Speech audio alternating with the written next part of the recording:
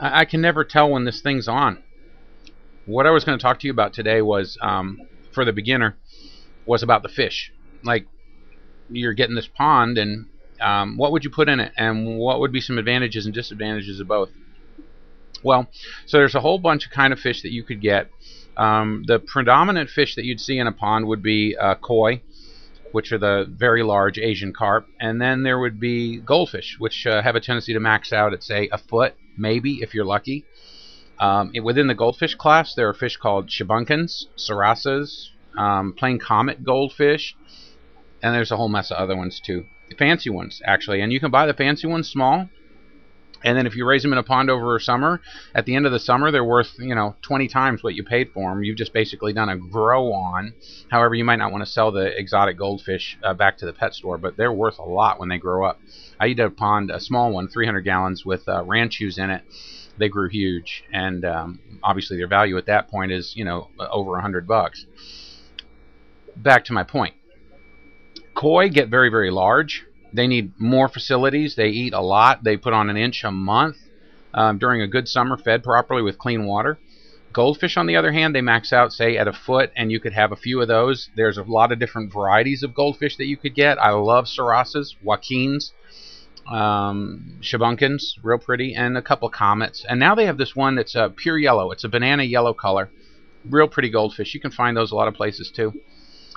When you set up a goldfish pond, there can be smaller, little bit of filtration, aeration, fine. Check your water quality and all that. But the secret to goldfish ponds is you can use a lot of plants. Like, you could start right out with bioseeding. Bioseeding is described on Koivet.com and drjohnson.com. But you could start right out with bioseeding, throw a big old armload of anacris in there, throw a couple of floating plants on the surface, and one pot of lily, and you'll have a fully functional pond right away with goldfish. The koi, on the other hand, a little bit more sensitive. You'd want to get those pretty small in a startup facility. They tend to be a little bit tougher. I'm not talking, little tiny 1-inch fish, but the small koi, just get a few of them. You're kind of looking at a 1 inch of fish per 10 gallons would be good, and that should get you set up with some basic fish. There's a couple others. Why don't we talk about those? There's Orfe, O-R-F-E, which are kind of yellow minnows, basically.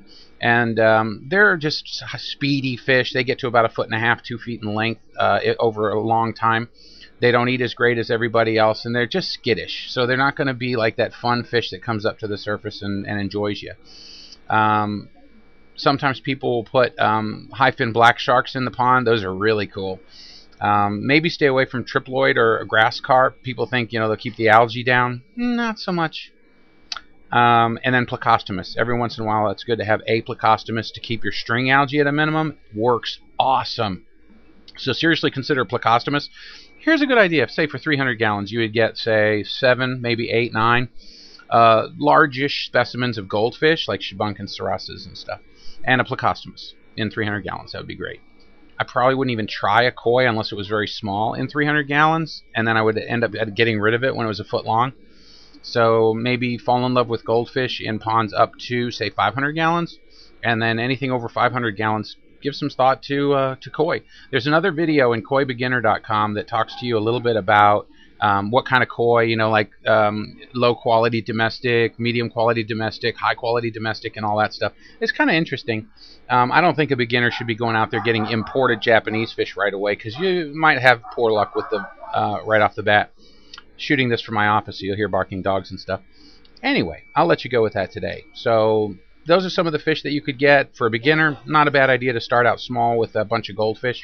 And I'll talk to you another day about mixing goldfish and koi together and how that will